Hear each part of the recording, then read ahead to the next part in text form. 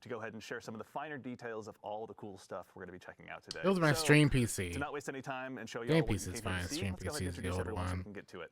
First things first, this gentleman to my left, a brand new addition to our show. If you've joined us before, you may recognize his face, or not recognize his face, rather. The one and only Mr. Nico Stevens, narrative architect here at Bungie. Nico, how's it going, man? I'm doing great. How are you doing, Andy? Doing well, thank you. Obviously, your first time joining us. For anyone that may not have followed you on social media or may be wondering what it is a narrative architect does, can you tell us just a little bit about who you are and what you do here? Sure. So I joined Bungie. I joined Bungie back in Season of Undying, like right at the tail end of that, and Undying, I've been Season working on 8. seasonal content from then up until now and doing the episode stuff. Yeah. And I've done a few annual releases here and there, did some Final Shape stuff. People might know my work from Presage or Warlord's Ruin or some of those. Presage is like my favorite exotic mission of all time. I'm not even kidding. I'm a little biased, but I do love it. So good. All right, we can talk about that at another time, but thank you for being here, Nico. We appreciate it. Next to him, someone who's joined us in the past, actually, if you joined us for our episode Echoes stream, you probably recognize his face immediately. The one and only Ryan Harris, senior designer here at Bungie. Ryan, welcome back. Hey, how's it going? It's going well, man. Thank you very much. For anyone that maybe didn't join us on the last Echo stream or is just seeing you for the first time, can you tell us just a little bit about who you are and what you do here? For sure, yeah. So Oh, I'm a I senior think I interior know what I designer here at did. Bungie. I've been around since Season of the Plunder. Folks may know my content that I've worked on from most recently the Battlegrounds, from Echoes, and then before that at Savathûn Spire, and then the Defiant Battlegrounds. Yeah, another one today to add to the best hits, obviously. If you've been gifted a well, sub thank you for today, being make here, sure you Ryan. We say appreciate thank you as well. And last but very not least, someone who needs no introduction, a Oh, fellow Ninja guardian Gaiden. kind, I a didn't say voice it. of all of you Ninja fine Gaiden folks Black. out in Cool. chat here in the Sweet. studio, the Youngblood Dillionaire himself, Dylan Gaffner. Dylan, thanks for being here, man. Thank you. How are you doing? Oh, it's because I Question didn't number use 3. this one. Doing so well, thank you! Exclamation point! Period. To that same end, you are the global community lead here. Can you tell the folks at home that may not have accosted you on Blue Sky or anything like that, just a little bit about who you are and what it is you do here? Yeah, I mean, we're listening. I'm that guy. Bread, hashtag meme. But ultimately, yeah, we on the community team, we make sure to field all your feedback, get our roadmap of comms together for what's in a TWID, how can we set expectations, what's all the cool stuff going on in Destiny in the game or outside of it too.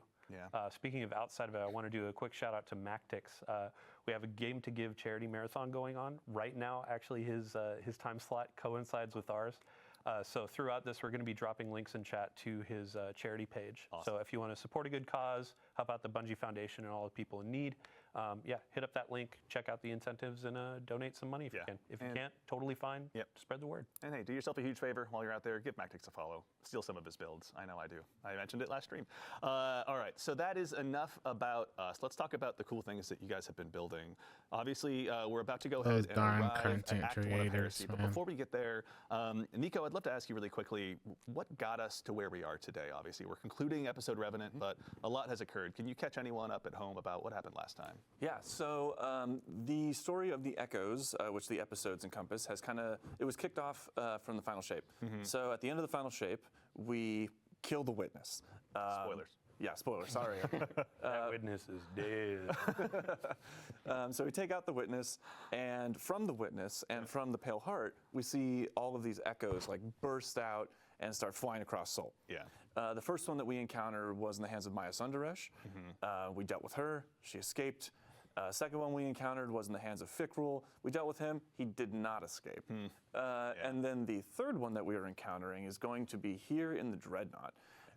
And after it left the Pale Heart, a very specific dread that we're going to be seeing this episode gave chase to it. So we're going to be dealing with the Dread and the Taken and the Hive all revolving around this third Echo. Excellent. Very The exciting. All right, Dread so and the Dreadnought. we have up on screen here in just a moment, I think, the key art now for this next episode. There's a lot going on here, but Nico, I'll leave it to you. Can you tell us just a little bit about what we're seeing here? Yeah. So I think the first thing that's probably going to draw a lot of people's eye is that ghostly visage of Oryx peeking over the top there. So Oryx is, I'll just say Oryx is back to some capacity, right? And the Echo has a lot to do with that. On the podcast this last week, on this podcast, we had a discussion where we talked about the Dreadnought and we talked about how we assume we went off on a tangent. I think Tilly did mainly, but we went off on a tangent about how Oryx is dead. Oryx is not dead. Oryx is dead. Oryx is not dead. I think it's fine. It's fine. They answered it for us. Yeah. So not only are the Guardians jumping through, trying to figure out what exactly is going on in this first act, but they're dealing with this old foe that has been dredged up from the bones of the Dreadnought. Yeah. And I don't want to reveal too much, but yeah, we're that's going all right, we're gonna be clashing. The Guardians will be there very soon. But so we're dealing obviously again with the Taken King again in some form. So we have some old foes returning. But before we go ahead and move on into gameplay and dive into that, we have some old allies returning as well. Can you tell us about some of the folks we're going to be working with this time around as well? Yeah. So our main cast right now is Eris Morn, which is our resident witch hive expert. A lot of people know her from Season of the Witch, aptly named, or even further back, Season of Arrivals is kind of like the first time that she jumped back into this new sort of saga story arc. So we have Eris Morn. She is, as I said, our resident hive expert. We have the Drifter, her faithful companion, who's following alongside and helping us kind of pick apart what the Taken are doing here. Yeah. I think I said at some point before that he always has his finger in the weird of the universe. He certainly does. And there's some weird going on here. Excellent. And then finally, we have Deputy Commander Sloan. Right. And Sloan Hey, is our Sloan. Titan representation here. People will remember her from Season of the Deep or even the Red War. And she has been afflicted with this like Taken corruption that we saw back in Season of the Deep. And she's learned how to sort of hold it back, but also utilize it to make her stronger. Yeah. So she is going to be teaching us some of that. Yeah, that's we're going beyond once again. Yeah. I it's safe to am. say. I've been looking at So, getting we've a obviously pair and got a replacing whole new these. cast I don't know of what kind I friends want and enemies to go though. up against, but really quickly as well, something we were talking about a little bit earlier in the Raid show is the helps? player journey as well. It's something you guys are really excited about this But time now? around. Can you tell us a little bit about how players are going to be experiencing some of these quests? Yeah, so, okay, so players have been talking a lot about the structure of the player journey and how they'd kind of like to see it shaken up a bit, right? So this is going to be kind of one of our first steps into bit? trying to make that happen in a more tangible way. Cool. So you will still notice some of those elements of like returning to a vendor or something like that, but you're also going to notice that we're doing a lot more bespoke, spread out delivery for these beats. Cool. You're going to find characters like in the midst of a mission sometimes. Yeah.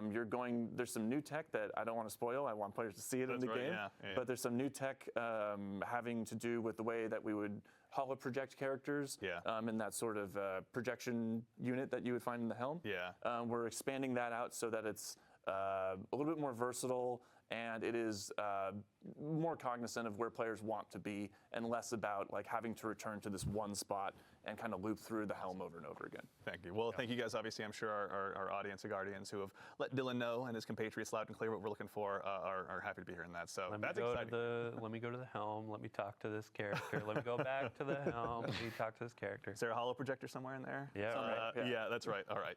Well, really exciting. So as we kind of move into that player journey, we're going to be working on something called the Path of Resolve. Can you tell us just a little bit about what that is before we dive into the gameplay here in just a moment? Yes. So Interesting there to is make mockery of an it. event that happens at the beginning of the episode, Exciting. which people will see very, very soon after the launch. Yeah. And this sort of kicks off. I'm going to choose my words very carefully here. Redacted. Redacted, yes. This redacted event sort of kicks off Sloane's motivation for teaching us about the Taken power that she has been holding back. Yeah. And so that is the path of resolve here. She's going to be teaching us how to fight fire with fire. We're going to be going into the Dreadnought, taking some control of that Taken energy, taking some control of those old hive magics, and wielding them using our light and using our paracausality, wielding that new power against our enemies. Very nice. All right, we're going to be obviously keeping Sloan very busy. Oh, yeah. With that. But speaking of, we actually have our requisite local fire team here in-house in the activity as well. Ryan, this is the Nether. This is the new activity that's going to be arriving with Act 1 of Episode Heresy. Can you tell us just a little bit about what this is for starters as we go ahead and kind of dive into it? Yeah, so the Nether is a 3-player activity, and we are back on the Dreadnought's patrol zones. And we'll be exploring the Dreadnought, rooting out the the Taken Hive and Dread Corruption that are taking place and taking hold inside the Dreadnought itself as we go through these spaces. And the Nether itself is a uniquely different type of activity. We're really trying to baseline some inspiration for this activity was looking at Shattered Realm, the Coil, and of course the Dreadnought's patrol spaces. Of course, we are in the Dreadnought. Yeah. And yeah, so just for starters, what you're actually doing inside the Dreadnought is baseline.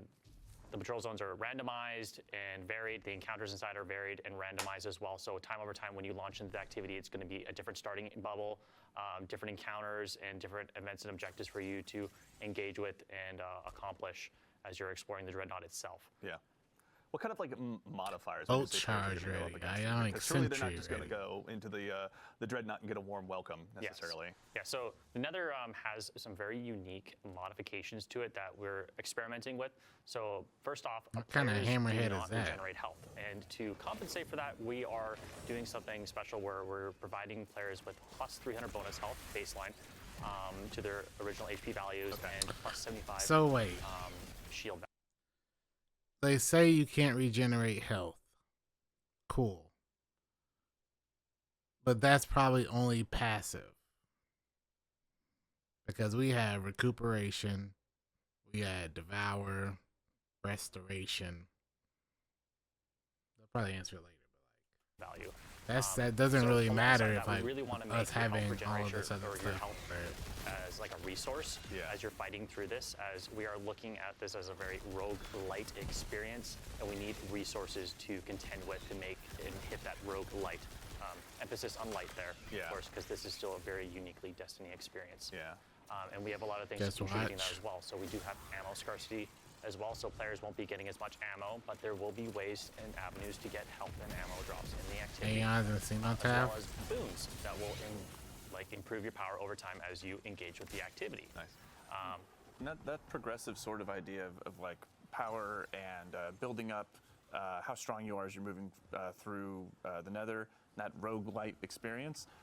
It's also reflective of that narrative of like building yourself up, pushing deeper into the Dreadnought. Yeah. The Dreadnought is resisting you. It's trying to make sure you can't like move towards the Echo and figure out what's going on. Yeah. And this is you finding ways to like pierce the veil and move beyond their barrier. Yeah, new foes and new challenges obviously warrant new strategies along the way as well. Absolutely. And then you saying like ammo and health is kind of like a resource, so you're not seeing it drop off of enemies and stuff like that, but there are things that you can find like a resource and collect and all that. Yeah, so we have destination materials.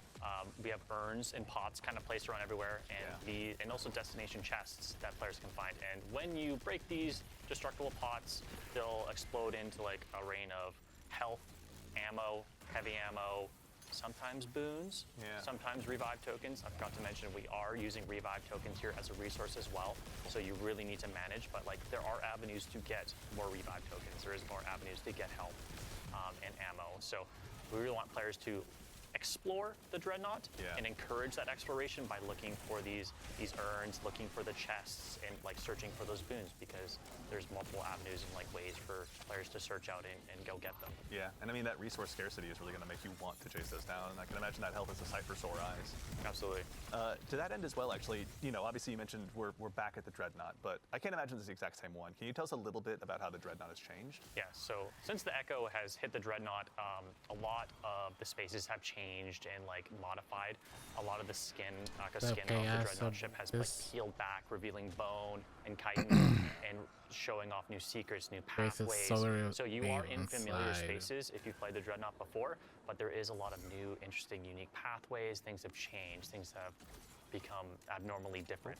Oh, yeah. There goes our fire team. And that's the last we ever saw of that party ever again. As mysteriously as they arrived, they were gone. Yeah. And we've kind of like, for players who are wanting that explorative aspect, right? We've kind of like separated out the modes a little bit. So people can go in and they can explore the Dreadnought, but people who are like looking to just bust through the activity and get loot, they have a different match-made mode, right? Absolutely. So the Nether has currently 3 modes. So there's the Nether Exploration for those solo type experiences, but they can bring their fire team in as well if they'd like to. And this is more of like that patrol-esque experience that you're looking for. I want to explore at my own like pace. I want to look for secrets. I want to just engage with the space like it was a patrol space back in the day. Yeah. It still is the Nether experience of where you're going from. You're playing through the 3 bubbles and there's escalating difficulty, but we do grant to you in that mode a multitude of revives. So you have a way larger pool of revives, so you can make mistakes. Sure. It's just for those players who want to like explore at their own whim, play at their own pace. And then additionally, there's also damage modifiers for those players when they're engaging with bosses as a solo player, so they can actually tackle those hurdles as they come. Nice. And also some modifiers on like how many enemies are spawning, so they don't need to like get swarmed by every single enemy in the world. You can really take in the skybox for a little while and hang out with your buddies. Yeah. And then additionally, I remember if you this do place. get lost, because this is, we didn't want to overclutter the spaces with objectives, because there is a lot of things to do, and there's a lot of different things to do in every single bubble and location that you go to in the Dreadnought. If you do get lost, This is where I you just found pop the open your relic ghost, iron for and there'll be a that, bunch of star situation. objective icons that'll like let you know where you should be looking and where you should be going for the next spot. Or whatever Additionally, talking back to thing those was different here. modes, we do have the match-made mode on advanced baseline difficulty, and then we do have expert as well. Very cool. Okay, so plenty of challenges for the Guardians that want to undertake those. Make sure they're pushing not only themselves, but the opportunity to get loot as far as they possibly can. Absolutely. And on that loot note as well, every time you complete a bubble, there is a chest checkpoint, so you do get loot checkpoints essentially. And like the average runtime for like a bubble is 8 to 12 minutes, but you do get the most loot by completing the entire activity as a whole. Got it. But there are checkpoints for players who just want to jump in for like 8 to 12 minutes, hit that loot checkpoint, like, okay, I'm out for now, or players who want to just like rush through it and get all the loot at every single end of every single bubble checkpoint. Very cool. Okay. All right. And then also, I think, in addition to the modifiers we're talking about, the boon system is one that I heard you mention a little bit earlier. I'd love to actually kick off the conversation about that. I think we maybe saw the folks in chat that were eagle-eyed. And the Taken King on the story? modifiers may have seen something a little bit earlier before. This is all just patrol but, space, can you but- tell us a little bit about the boon Glom system? Yeah, so the underwear, boons pair here casual are, we health. have a multitude of boons. We have minor boons, major boons, and corrupted boons. So minor boons are minor stat increases that are pretty much just increase your power and incrementally stack. They can stack up to 10, and they're just like the typical like increased light damage, increased darkness damage, movement speed on kills. Some are like based on health and regenerate health, and are typical like mobility increases, but like things that'll make you stronger over time and allow you to tackle the more difficult bubbles as you approach them. Yeah. And then additionally, we have major boons. Yeah. And then from there, they're like actually more larger gameplay modifiers that actually affect your abilities and your actions. Yeah. And of course now, we do have Eric. That's right. Yes, actually. So anyone at home that may have noticed, our good friend, Nico, please give him a shout out. I like his hoodie. You love him. What's Has just out on the scene for just a moment, and we are now joined by gameplay I'm feature bad, lead but Eric everybody Smith. gotta do it. Eric, how's it going, man? It's Somebody going well. got How to are do you? it. For any, Turn I'm the doing well, TV thank off. you. You guys are all so nice today. I'm so taken aback. For anyone that may not have seen you in the Vidocs or anything like that, can you tell us just a little bit about who you are, what you do here at Bungie as a gameplay feature lead? Yeah, sure thing. So I'm Eric Smith, gameplay feature lead on Destiny 2. So I help create the game's abilities, kind of anything the player can do, the game feel of the game, build crafting, kind of general sandbox stuff, and I like Eric. kind of make the controller disappear into your hands while you're playing. Yeah, the many tools we use, you're helping go ahead and make sure that they're all available for us. For the mouse and keyboard as Yes, well. that's- Those two. I'm just sitting there tapping on an empty desk. But that's how my files are Turn made. TV go. So we're talking about the boon system. You obviously had a big hand in this as well. Rather. Can you tell us a little bit about what this system is for, and maybe about the boons the players are going to have available? Yeah, so So there are a lost the bunch one of to do? boons, There's a available. decent time to get back. There are the minor boons that you mentioned, and then there's the major boons. So the major boons are more gameplay effective. Well, that's a healing and they will do things strand like, auto. kind of like we saw in the Pale Heart with the Traveler's Blessings, right? Where you pick something up and it kind of gives you a new ability almost. One of those in the Pale Heart was Solar Slide, where you run and slide and a solar wave would go out and blow things up. Yeah. In this, we have Solar Slide as well, but we also have Stasis Slide, where you run and you slide, and a big stasis wave comes out and makes crystals and freezes things, and you can blow them up yourself. and there's stuff that is going to allow you to heal more effectively. There's looks like this one's interesting. Reduces damage per piece of episodic armor worn. Oh, cool. It is so- quite They significant gotta stop boost doing as well. that. Yeah. Yeah, Really, so there's a bunch, whether and it's then armor, finally we seasonal stuff. have the kind of kiss curse boons, as Yes. we call them, but they have a official name. What was that? The corrupted boons. And Corrupted boons. yeah, Here these, we go. We're looking at one right now. yeah, so these corrupted boons are offered at the same time as major boons, as players can only obtain 5 to 6 major boons / corrupted boons per run through. Those are granted to players once randomly at one of the 3 encounters inside of the bubble, and then again at the end of the bubble once they complete it. And there's some ritual loop stuff too that will allow them to get another one at the start of a bubble or the start of a run through. But these Kiss Curse or corrupted boons, as we call them, essentially give you a great bonus or increase to a specific thing at the cost of a major negative. So one, for example, here that I'm really fond of is Glass Cannon, which increases all damage massively, Yeah. while also increasing all the damage you take. Yeah. So- Which is also, that's the dev name internally, isn't it? Yeah, that's the dev okay, name. yeah, okay. Dev name. So if you don't find one specifically named Glass Cannon, we are obviously, we hang out in our own Word docs and Excel sheets quite a bit. Yeah. So, yeah. That's true. And that one is interesting. It's an interesting choice that you can make since the kind of like the risk to reward ratio, right? Because you have non-regenerating health in here, you really have to come at each encounter with that kind of mindset of health as a resource. It is.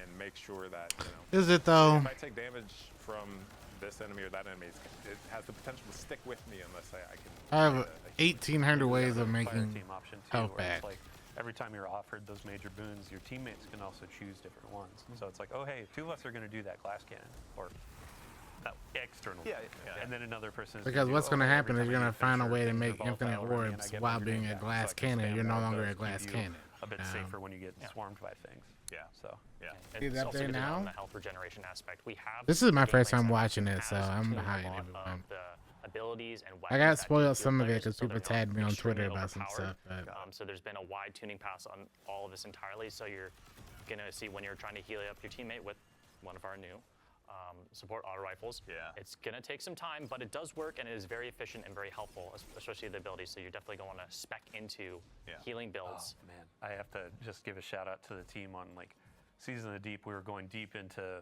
the oceans of Titan, and now it Yeah. feels like we're going deep into space, and like the pressure you can feel it, tentacles taking energy. Like they knocked it out of the park with the vibe here. I'm feeling the a health little regen claustrophobic, stuff? but also like, if they make it to where only it's get locked the out, right? or Yeah, there's a absolutely. external So, thing in addition stopping to- builds there's from like obviously having a modifier bunch of that you're health. facing as a guardian, as a fire team, there'll be boons available to you. But this episode as well is going to bring with it a bevy of new gear between both armor and weapons. Now, obviously, for the Keen-Eyed Guardians in chat who are watching, there's obviously some seasonal armor, pardon me, some episodic armor sets that we have here. So he- that even you he can still check out says firsthand. seasonal. But I think kind of in the spirit of this activity and build crafting, let's talk about Want some me of the to weapons, get the- actually. the- There's one here on the screen. terminology Obviously, this is our new right? support frame auto rifle. Given that health is such a precious resource in this activity, Eric, can you tell us a little bit? I do find it interesting that King's Fall's perk, origin perk, is here, and none of those weapons he has on his King's Fall weapons.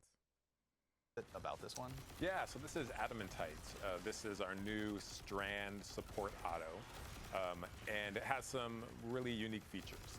One of those is that when I heal enemies, so these support autos, there's 2 of them in the game now. When I hip fire at an ally, it'll send out kind of healing rounds at them, right? And then if I need to, shoot an enemy right next to that that ally, I can just ADS and go full offense, right? Yeah. But the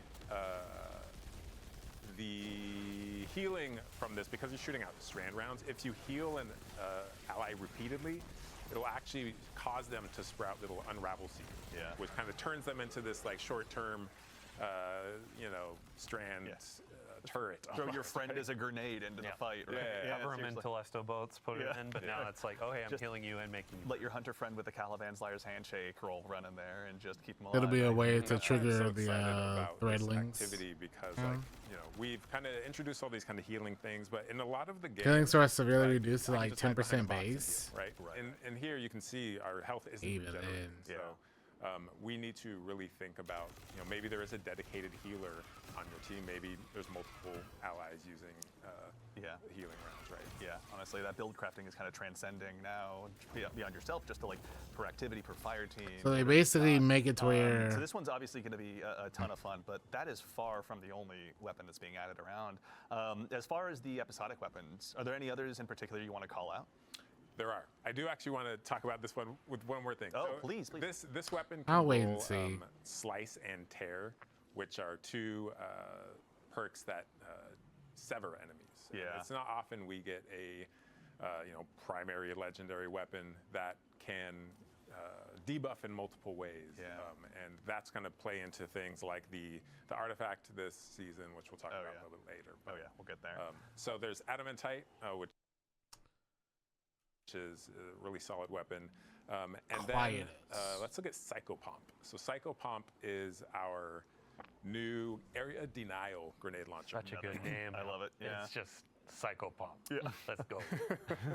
So Psychopomp, so these area denial grenade launchers, the fantasy of these things is like a flamethrower, right? We don't have flamethrowers in the game, but this is as close as you can get to a flamethrower. So I imagine I'm using one every time I use this thing. I'm going to now.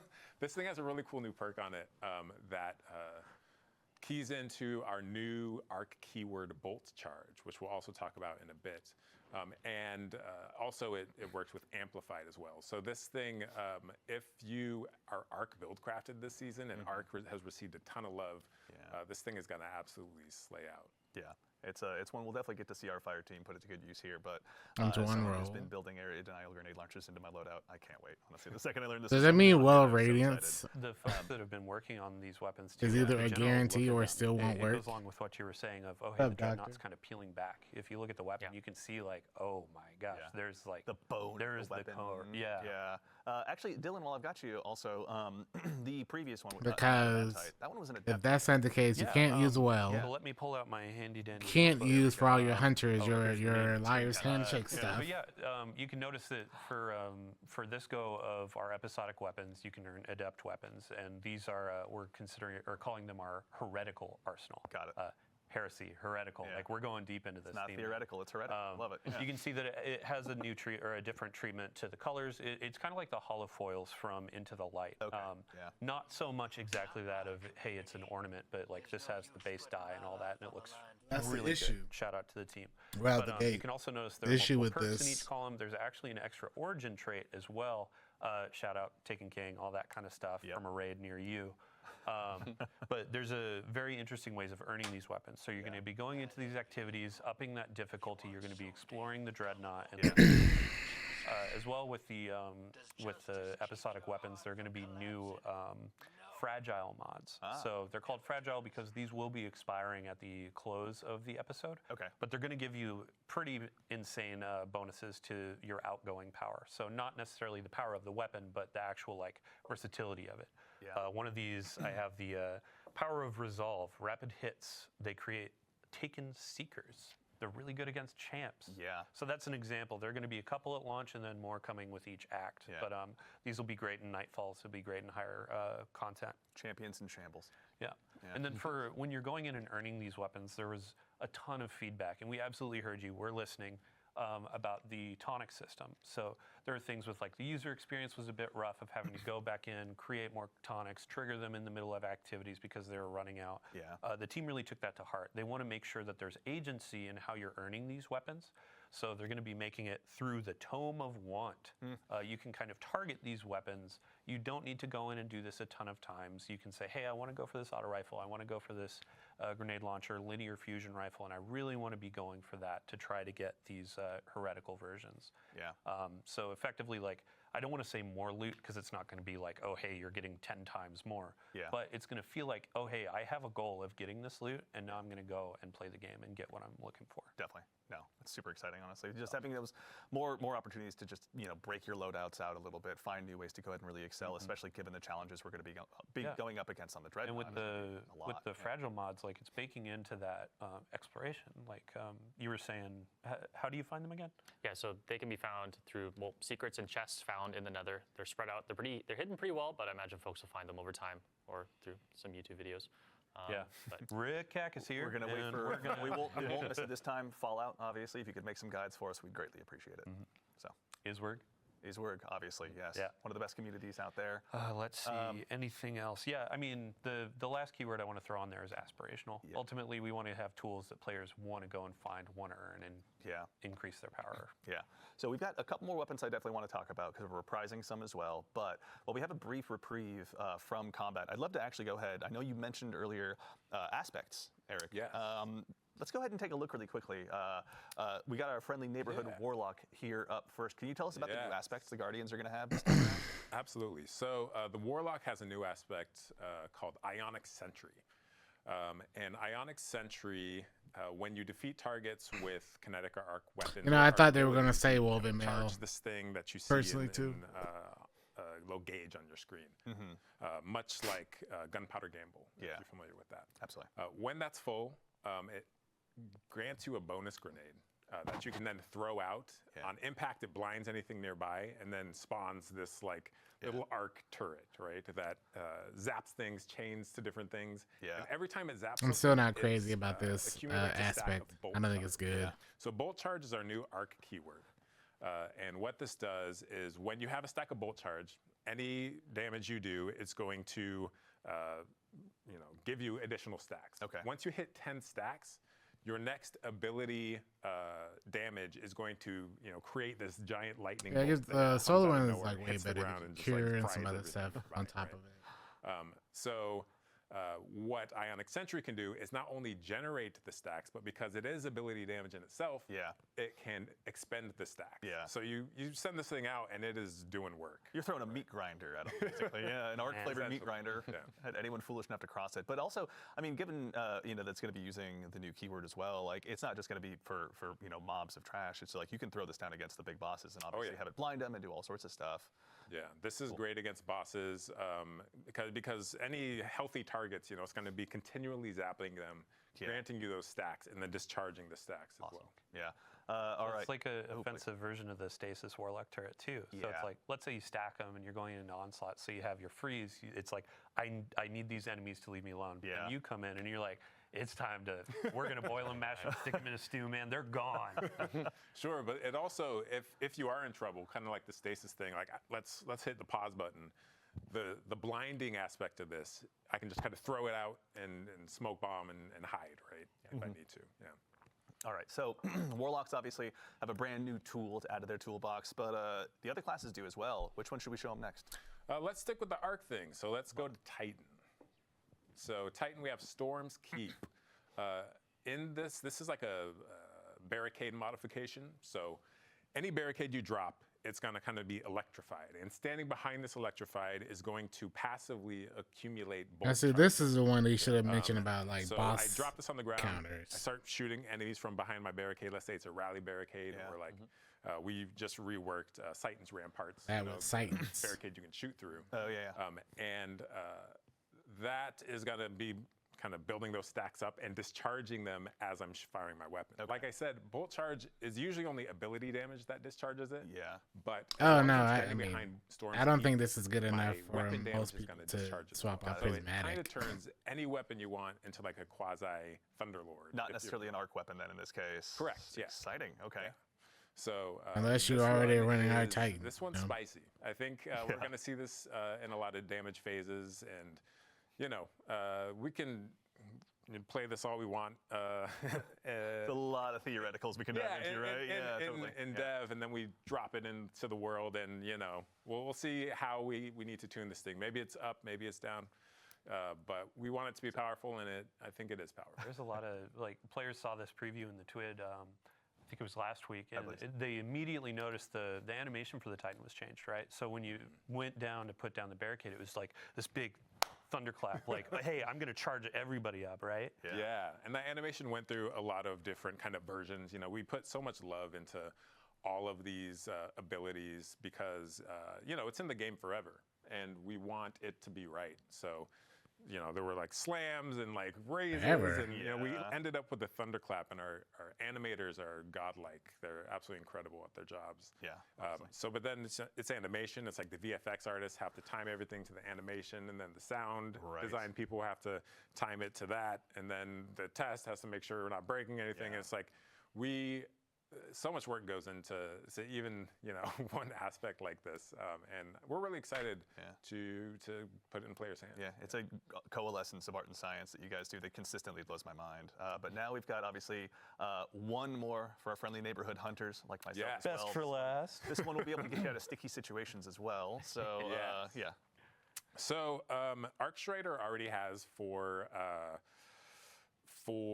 arc aspects, but they needed one in their void slot. So we gave Night Stalker on the prowl. Oh, that's why they Shout didn't out do to it. the boy Danny Nanny, who is the designer for this one. Yeah.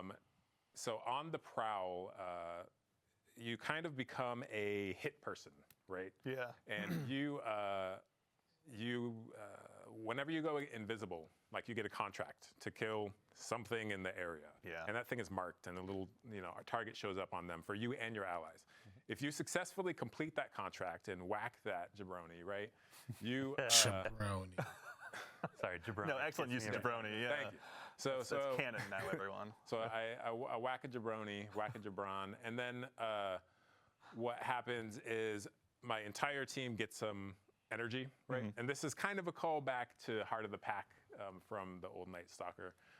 It originally was actually a callback where we gave you stats, but then because we're working the stats coming up, like we decided to just give you ability energy, right? Yeah. So ability energy, and then the victim, if successfully executed, explodes into a cloud of smoke, which I can then enter to become invisible again, thereby marking a new target. So I can kind of chain these like assassinations as I move throughout a strike or something, and my entire team can be advantaged by that. Oh, nice. So you can bring your fire team through the same cloud of smoke. Same Everyone cloud goes of smoke. invis. Everyone goes invisible. So yeah, you're They're kind of all sneaking. spicy, man. Jeez. It's on the prowl. We're prowling through the activity. You can already see like one of the exotic pairings on the screen too. Those creepy eyes freak me out every time. But Omnioculus, like that's going to benefit the smoke and all that kind of stuff. You could pair with Lorentz Driver. Sorry, Ritz on social media asking for some gameplay today, but we have too much to go through. Yeah. But it's like you're embodying that I'm a bounty hunter fantasy. So your gun can be giving you bounties through Lorentz Driver. You're getting bounties through this. There's going to be a lot of combinations in build crafting. Yeah. So you had mentioned too, Gwyzen, right? Yeah. Gwyzen. I always call it Gwyzen, but Gwyzen Vest got a rework. So when you exit invisibility, it emits a weakening cloud of smoke, and then some super energy perks as well. So nice. There's going to be a lot of strong pairings, and then with the artifact, Void features in the artifact pretty heavily too. You know what? Honestly, you just gave me the best segue I could possibly imagine. We have looked. Obviously, we've begun to scratch the surface of some of the new build crafting opportunities y'all are going to have. But obviously, we got a new artifact as well this episode. We've got the Tablet of Ruin, which seemed Unstoppable Fusion. Just as a starting point, can you let us know the general theme of this one? Yeah. So Machine the theme gun, of this anti-sniper, episode's artifact is kind of subjugation and bending enemies to your will. Yeah. Essentially, as we are going back into the Dreadnought, it was unlikely that the Dread or the Hive were going to come peacefully, so we got to bring the big guns to force their hand. Absolutely. Essentially. Yeah. It's not about us winning. It's about them losing. Yes. Okay. Yeah. So the Tablet of Ruin is there to ruin their day, essentially. So I'll call out some highlights of mine from here. If we look at column 5, I went primary. column Nobody 5, uses That's a primaries. strong one. That's where we got to go heavy hitters, right to the chase. We Ain't have nobody Void, uses which one is it? Oh, primaries. Void Flux, that's it. Void Flux. So defeating weakened targets with a Void weapon applies volatile to nearby targets, and then you pair that with the column 4 Maligned Harvest, and rapidly applying volatile causes your next instance of Void weapon damage to weaken, which then feeds back into the other one. And it's like, if you can if you can get this this engine going, Yeah. you know, in a crowded room, it's nasty. Me and my fellow Fighting Lion addicts are gonna have a really good time with this one. I can already. Ain't tell. nobody Fighting Lion using subreddit, Fighting Lion I in wanna see these some clips. builds. And then I also want to call out Horde Shuttle in Yeah, here. please. So Horde Shuttle, damaging unraveled targets with a weapon, occasionally spawns a Threadling. This is really good for your strand builds, especially against high health targets. Because I unravel them, they stay unraveled. I keep shooting them, and they're just popping Threadlings out, left and right. Nice. And then because we talked about arc, Maybe flashover Euphony might in be column alright. 4, when you gain a maximum stat or bolt charge, you also become amplified. Amplified is getting a big kind of buff this this episode as well. See, even they with, use the wrong with terminology. survivability. So really, arc in general is it's hot. It's gonna be hot. feasting, this season. yeah. It's gonna be some I said on the spicy podcast, even like the terminology Yeah, isn't straightforward. That's end too. Dylan, can you walk us through some of the stuff in the first column as well? We're gonna have some new champion mods to take out. Yeah, so I mean, like, there's all these really ability-focused items, which is great because there are a bunch of anti-champion keywords in there as well. Yeah. But let's say, like, hey, we're doing a Nightfall. You can see actually there's anti-barrier sidearm for the first time in years. Like, I think that was around for one of the first Grandmaster rotations, and it was like, what sidearm? Right. Dust off the call. Now we have rocket sidearms. Tree of probabilities. I remember using an anti-barrier sidearm in that GM. That kind of stuff. Anti-barrier sniper, that was a favorite from the past. We just did a big rework on glaives. The team did a crack job on there, so unstoppable there. And then up at the top, you can Cryo see 1. machine guns, and then That and barrier fusion bloodline. rifles. Fusion rifles are getting the My entire void unstoppable, build's gonna be and then even fifth better column, next season for you'll Hunter. see a perk that players may enjoy. It's part I'm of just got my hands on the next mythic class finally. Thank you, Malachi. Particle After all deconstruction. this time, honestly, so I have a hunch I'm going to be putting those in the main rotation pretty quickly as You well. don't have Vex yet? Oh yeah. Okay, don't rub. I didn't What about you? I don't know if I have a Vex. I didn't to even be get it in honest. D1, so it was like such a moment for me. It was like a decade of waiting, right? Yeah. I think there's a reason to go back into Vault of Glass, and maybe we can help him get his. I'm down. I That's played. a good point. Yeah, it's crazy. Like some raids I've played 5 times and have like 5 of the raid exotic, right? And others. Oh, I've played you're the guy where 20 you get it times. on the first run. I mean, usually that's- am, but not with Vault for some reason. I don't know. Yeah, But- Matt Noguchi out there, you. Oh, Feast or famine, right? yeah. So go back to Vault, you were saying. Vault of Glass. So there are a bunch of folks where, they want crafting back. They want to do something where they have an end goal. And Vault of Glass is a great opportunity for us to say, hey, you've been going through Heresy content. You want to do some raids. You want to do something else. Like, we're adding weapons to Strikes, Gambit, Crucible. We have a bunch of new weapons in Trials, a new armor set in Trials that you've seen in some of these previews. Yeah. But Vault of Glass is getting crafting. Yes. Chat goes wild. Yeah. You can go get that Fatebringer, get it a couple times as a deep sight, craft it, and then you can make that roll that you've always wanted. Yep. Yeah. Final blows with this weapon grants bonus super energy. When your super expires, this weapon's magazine is doubled for a long duration and reloads from reserves.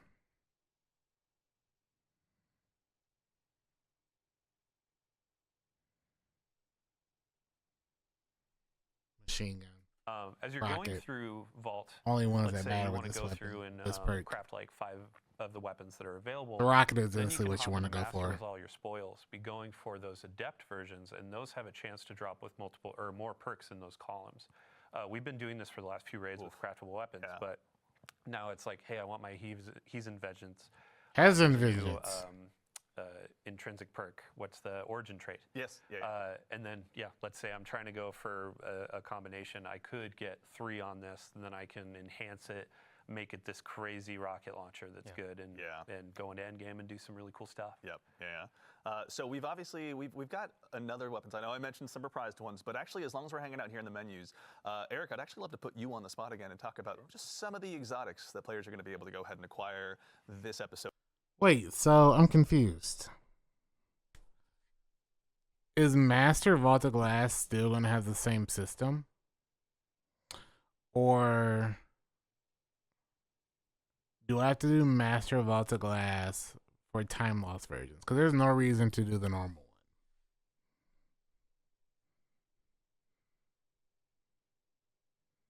Because, like, This one gets 4. There's no reason there's no reason to get a normal one.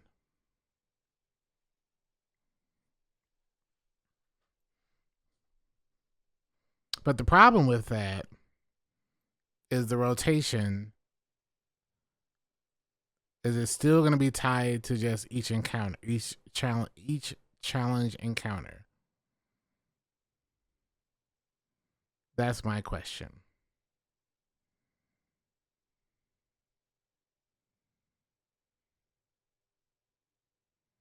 Because there's no reason doing Vault of Glass if you're not getting the time loss version. There's no reason. As well. Let's start wherever you'd like to. Which one would you like to kick it off with? Let's look at Barrow Dyad. Barrow Dyad. I was hoping you'd say that. So Barrow Dyad is Is that a gun? Is that a gun? Actually a gun? it's hybrid gun for Our team does not mess around, man. That's so cool. Yeah. So this thing is a strand submachine gun, and it That's is a also submachine gun? in combat. So this thing, as I deal damage with it, it generates this resource called Blight. And next time I reload, whether it's manual or I just run out of my mag, it's going to convert Bore that Blight through into targets. these strand seekers. That next time I pull the trigger, it's going to fire those out, and they're going to bounce between enemies. Here we go. Yep. So we got some gameplay of this right now, actually. Yes. So, but you can also see it. Person sucks with it though. The Grim is a paid actor, obviously. Tonight is snow. You can also see that Successful this thing hunt. auto reloads over time. Blazing so slide this ready. thing, rumor is it's partially sentient. And Yeah. it has its own wants and It needs. wants to kill. Yes. Yeah. And if you satisfy it, it's going to reward you. Yeah. So look how fast that ammo comes back. So what you can actually do is play this mini game where you are trying to shoot enemies to build up that blight. And then you can pace yourself to auto reload to build up more blight, and then manually reload to load all those seekers into your mag. In addition, it has this perk where dealing damage to 3 different enemies generates in a short period of time.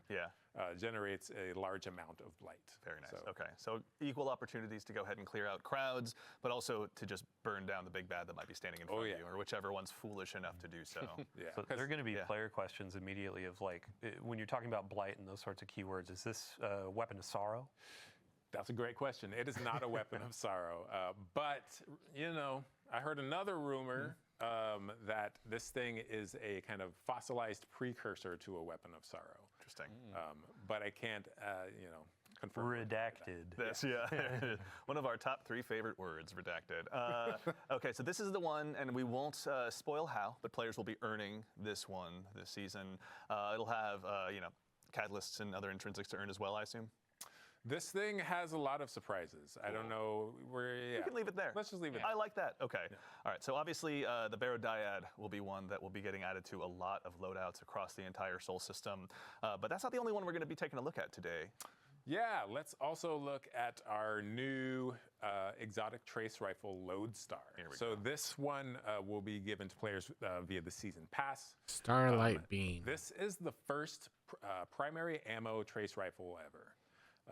So cool. And in the secondary slot too. So in hipfire, this thing behaves like the trace rifle you know and love. But when you ADS with it, it's closer to a pulse rifle actually. Okay. When you ADS, your standard pulse rifle has this kind of cadence where it's prop, prop, prop. There's these kind of spaces in between the rounds coming out. But this thing is more the steady, EDM beat. Here we go. Yeah, so players are seeing it now. Yeah. Yeah, we're womp, womp, womp, womp. Yeah, that's right. Yeah. And it's nonstop until you run out of ammo, right? So we got burst sidearms, burst hand cannons, your pulse rifles, and now we got a burst trace rifle. I love this kind of stuff, man. Yeah, so outside of this unique firing behavior, as I deal damage with it, you can see down in the bottom left corner we have arc alignment. And what that's doing is charging the coils of the weapon. Once it's fully charged, if I press and hold to auto reload, or sorry, special reload. Oh, right. As I hip fire, I jolt anything I hit. So the jolt is a debuff, right? So you can kind of charge this thing up, auto reload to go into the other fire mode, and then kind of sweep the beam across a bunch of enemies, Yeah. jolt them all, and then Paintbrush of death. You've dealt a blow to the and then Dreadnought. the final perk this thing has is when Stasis ADS, drive ready. any time you Slide defeat ready. a arc debuffed enemy, they explode into a blinding explosion. So it's this loop where I can charge it up, I jolt enemies. Yeah. I Did it not defeat based on the jolted gameplay? enemies with the ADS shot, which explodes and damages more enemies, which charges it up. And Yeah. it's The loop continues, honestly, yeah. This thing has, I think, a really high skill ceiling. And this is just this one weapons loop. There's obviously all the different artifact mods. There's all the new aspects. There's the new gear we're going to have available to us through the Dreadnought. Theory crafters, update your spreadsheets. The time has begun. You can. There's some big brain combos you can pull off. Yeah, and I will be counting on stealing all of them. All right, so we also, really quickly before we move on, we have some new armor as well with Trials. Dylan, can you briefly tell us a little bit as well about the new updates to Trials and the new armor? Oh, for sure. Yeah. So, I mean, we'll still have Heresy gameplay on here, but as I was saying, like, once you're kind of like, oh, hey, I've been playing that for a bit, I want to go play my core rituals, like Nightfalls, Crucible, that kind of stuff. If I want the endgame PvP experience, Trials is getting kind of a rework. It's mostly focused around the Lighthouse experience. So the main goal, big shout out to Mercules on the team that's been working on this for a while, and Test and everybody too. But what is a Trials experience when it's not flawless or bust? Right. What is something where, as a lesser skilled player, somebody that just wants to go in and play some like elimination, get in, get some rewards, and then also visit the Lighthouse and see our friend Saint. So ultimately, it's framed more around streaks. So you don't need that flawless 7 games in a row ticket to go up to the Lighthouse. Now it's more, oh, hey, I won 2 games in a row, lost a couple, but ultimately got 7 over time. Now I can go to the Lighthouse, open that chest, and then get some cool rewards. So we had a big, an emphasis on big article go out about Crucible. There's some comp changes. There's a bunch of matchmaking stuff, but also Trials is our main game. Or main focus for that. And you can see the armor that you get on there. You'll be getting these pieces like once a week or a couple times a week through challenges or opening the chest. But we're going to that kind of Osirian, that Egyptian theme again. And these text shaders great. It's one of those pieces where, okay, I'm going to be spending a couple weeks in here to fizzle. Oh my gosh, don't carry me, teach me. But even just don't go up against me while you're out there. If you could do me a solid, that'd be great. Even if you're not high skill, it's like you can earn these armor pieces. The cool cosmetic bit is like, oh hey, as a high skill player, I still want that representation of what Flawless used to encapsulate. So if you hit a 5, a 6, a 7 win streak and go open that chest, you're unlocking different glows. You're getting different cosmetics like ships, ghosts, the sparrow. Or a farming time. Right? That's right. And then afterwards, how long of a streak can you go on? We're going to have a new emblem tracker where it's like, oh man, I went on a 25 win streak in Trials. I'm kind of hot right now. And then Said Andy never. Andy saying, hey, Dylan, you want to play Discord? And I'm like, sorry, I'm a bit too busy. It's all right. We get it. You're a big deal. But I'm not no, a big thank deal. you, honestly, in the interest of being busy. Thank you and yours, obviously, putting together that article. If anyone wants to see all of that in painstaking detail, it took a village. So Dylan, to you and the PvP Strike team and everyone, thank you a ton for getting all that information together. I know we have one more topic to move on to, but I'm realizing in my notes I didn't quite get to speak to the reprised weapons. Let's call out a couple before we move on. There's one in particular I'm actually pretty excited about. It's the return of probably one of my favorite pulse rifles. I've been watching a lot of TikTok. Our friend Epic Defender out there is running Fighting Lion and, Cold Denial. So I've gone ahead and personally dusted off my Cold Denial, which is now also making a return. So if you don't still have it from Season of Arrivals, now's your chance. Dylan, we were talking about this a little bit earlier. What's your favorite role for this one? Well, so back in the day, I always made sure to have Head Seeker, and it was kind of a niche perk back then. It was like, oh, hey, it helps with one-on-ones a bit. But it has been buffed over time. It's been a while since Season of Arrivals. So I'm going to be going for Head Seeker again on this baby. And like, one of the cool things is that all of the reprisals are going to be dropping day 1 of Act 1. Cool. So you can go and get this. There were a few others that were mentioned, or I believe you're about to mention. Another one. Yes, that's right. We can honestly, I can talk about, or wait, my favorite role or the next weapon? I don't care about your favorite role. Okay. Fair enough. No, that's fine. You know what? Message received. I'll leave that for my What is your inventory favorite alone. role? Because we debated this. Well, there's, Come on. all right, it's very close. It's Zen Moment Head Seeker. But Okay. No, that's good. It's just a 2-burst machine. But another one I Should want to call PvP out, crowd one that's excited so for well that? beloved by the community that a member or a content creator in our community named themselves after it. Whispering Slab Enjoyer. Whispering Slab is now also getting reprised as well. So there's going to be a lot of opportunities for y'all to go ahead and add this one back into your inventory. Is there going to be any new roles added to this one as well, Dylan? Anything exciting? Yeah, I mean, all of the weapon rolls, they're going to be a bit revamped. There will be some heavy hitters from the past, but also new perks have been introduced over time. Yeah. I mean, for the seasonal weapons too, I believe it was, Morgan Dickens, like working with her to see what are all the different roles, what can we call it on the stream. Yeah. She put a lot of love into those. Big shout out to the rest of the team as well. Like, I wish I could name every single person, but as you said, it takes a village, it takes a city to build. So big love for everybody. Yeah, there. we're just the ones sitting up here today. There's obviously a ton of incredible peers of ours here at Bungie that are behind the scenes building all of this every single day. So to our teammates and compatriots at Bungie, We talked about it in the podcast this past Sunday. Whatever it takes, I guess, for them to get I'm more looking people forward in to all the new PvP. Dreadnought weapons. better. They look so gorgeous. The Especially prestige the of Trials is so gone. It I'll be has been rocking for that such a long through my time. run throughs another, just like watching our playtesters like run through the final bubble there. They were struggling and they need some healing. Yeah. So I'll be rocking that, healing my teammates. you're a better man than I am. Yeah. But we already knew that, obviously. Scaling on healing in Eric, that anyone last one that you activity wanna seems. call out I mean, before we move on? that Whispering Slab is just so sexy, man. Isn't it? Like, Honestly, it's what a just like distinctive bow. Like, how do you It not is. love it? It's just like a big flat thing with a string. It's Yeah. like, I don't know. You know it means pain when you see it, honestly. true. Yeah, absolutely. Do you shoot arrows from it, or do you just take it and hit people with it? Dealer's choice. Obviously. Depends whether or not you're a Titan. All right, so we obviously have talked through a lot of stuff today, but there is plenty more for you to go ahead and dive into when Heresy launches next week on February 4th. But before we go ahead and obviously conclude the show, we've got a couple more announcements to talk through, including our next dungeon race. Dylan, this is something you and your compatriots on the community team have told us all about in past blogs and stuff, but a quick recap for anyone out there. Can you tell us a little bit about the Sunder Doctrine race? Yeah, so Sunder Doctrine, that's going to be launching on February 7th at Reset. Okay. We're going to do the contest mode as well. Some people call it a race to the top. Yeah. So with our last dungeon, we had a podium finish where it was the first 3 fire teams are winners for second, third. This time we're going back to that format of a singular fire team will be crowned. They will be that first to cross the finish line. The really cool thing about this as well is we're kind of mixing up what the stake, what is the reward. Yeah. Last dungeon we did a really cool hoodie with some personalization. This time around we're doing a trophy. It's going to be cool, nice little trophy. It's not a kit or not as big as say the raid title belts that you get, Sure. but it's going to be something that's very special, customized, like unique to this experience. Yeah. Big shout out to Joe, to the raid and dungeon team, and then also. Let's see here. Sorry, Henshin Scrap. We're going to be partnering with them to create this trophy, and we'll have a picture of it in a TWID next week, or maybe even later this week. Yeah. But it's going to be something that represents this dungeon, and it's going to be pretty fun. That's super exciting. So- And also, our friends on the Good Super Products team have been hard at work making sure that all of us that dive in, because I've never done a contest mode in my life, I'm not brave enough.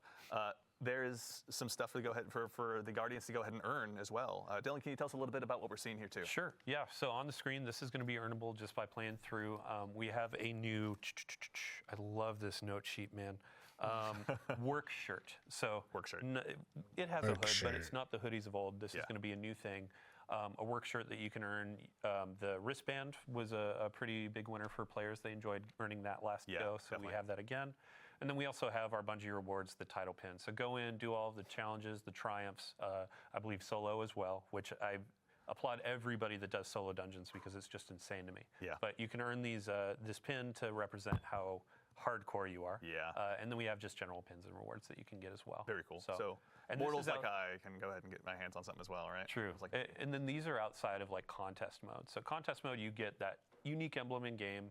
With normal mode, there will be an emblem. There will be those rewards, weapons, etc. Certainly. But then some things out of game as well. So Awesome. to get into the contest mode, 1995 is the recommended power. Okay. Outside of ready. that, it's like if contest isn't your thing, once that fire team finishes first, then we open up normal mode afterwards. So. Cool.